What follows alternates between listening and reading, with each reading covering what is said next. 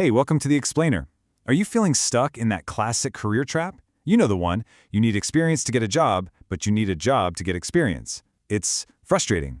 Well, today we're going to walk through a blueprint that completely shatters that myth. I'm going to show you exactly how to land a high-paying tech job, even if you're starting from scratch. Seriously, this right here, this is probably the biggest lie holding people back from amazing careers.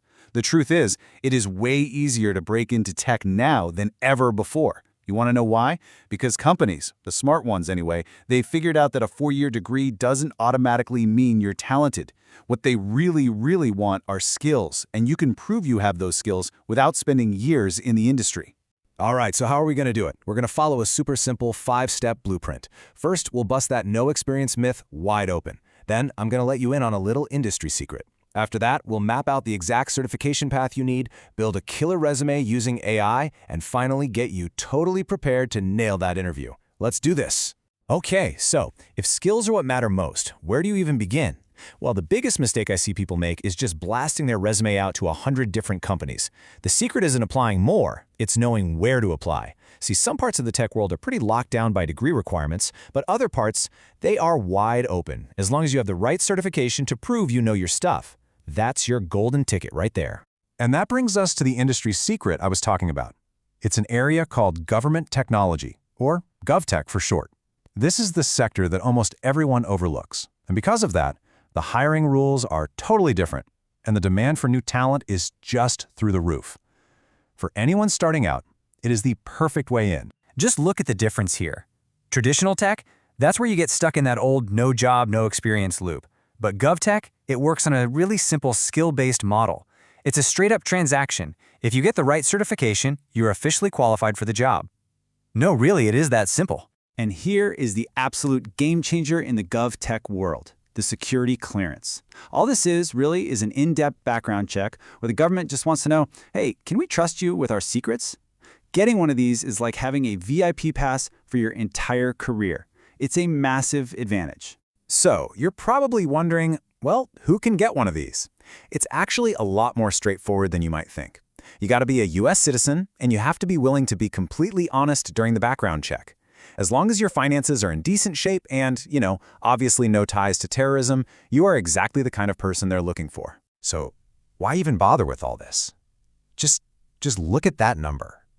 A security clearance is so valuable that it automatically puts tech professionals into the 6-figure salary range, on average. This has nothing to do with your past experience. It's about you becoming a trusted asset. And that alone can set you up for a very well-paying career. Okay, so you're sold on GovTech. How do you get in? This is where we get into the real action plan. And it all starts with getting the right certifications. And I have to be super clear here. Not all certs are created equal. You know those course completion certificates from Udemy or even some of the Google ones? They're great for learning, don't get me wrong, but they won't get you a GovTech job. You need these specific, industry-respected certs that act as a key to unlock the door. This is the blueprint. It's just 4 steps. Step 1, go get the CompTIA Security Plus certification. That is the master key that makes you eligible. Step 2, land an entry-level help desk job.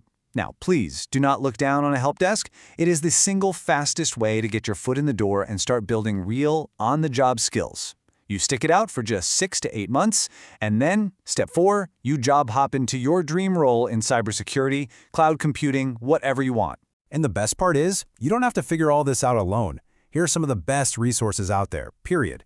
For that Security Plus cert, the Get Certified Get Ahead book is basically a legend. If you're more of a video person, Professor Messer on YouTube is an absolute goldmine, and it's all free. And when you're ready for more hands-on skills like Linux, you can check out an O'Reilly subscription or a great hands-on program like Yellowtail Tech. Okay, so you're on your way to getting certified. Awesome. But how do you get a recruiter to even look at your resume when it doesn't scream tech experience? This is where we get smart and modern. We're going to lean into all the transferable skills you already have, and we're going to use AI to do the heavy lifting for us. This little trick is so simple and it is so powerful. You just open up ChatGPT. First, paste in your current resume, whatever it is. Then paste in the description of the job you're trying to get. And finally, you give it this simple prompt. Rewrite my resume to highlight my transferable skills for this tech job. The AI will instantly reframe everything you've done, creating a perfect, tailored resume that speaks directly to recruiters. It's amazing. And hey, if you're wondering if this stuff actually works in the real world, just look at Travis's story. He followed this blueprint to a T. He used his new AI-powered resume, sent out 31 applications, and landed 2 different job offers, both for help desk jobs that were going to sponsor his security clearance. This strategy gets results. It works. All right, now for the final hurdle, the interview. How do you walk into that room with confidence when you don't have direct, hands-on experience? The key is to completely reframe your thinking. Your unique background isn't a weakness. It's your biggest advantage because it lets you show them how you think and solve problems. Yep, we are going right back to our AI assistant for this one. Before any interview, you're going to feed ChatGPT the job description and your shiny new resume. Then, you just ask it to act as an interviewer and prep you for the role. It will spit out the exact kind of technical and situational questions you're probably going to face, so you can practice your answers and walk into that interview feeling totally prepared. Now, when they hit you with those "tell me about a time when" questions, the STAR method is your secret weapon. It's just a simple framework for telling a really compelling story, even if it's from a non-tech job. You just describe the situation, explain the task you had to do, detail the action you took, and then share the result. This shows them you know how to solve problems, and that's a skill that matters in any industry. And this might be the single most important rule of all. In a technical interview, you can probably get away with saying "I don't know" maybe once. Any more than that, and you're in trouble. So instead, if you get stuck on a question, just talk them through your thought process. Explain how you would go about finding the answer. They're not hiring a human Google, they're hiring a problem solver. Show them that's who you are. So where do you actually find these jobs?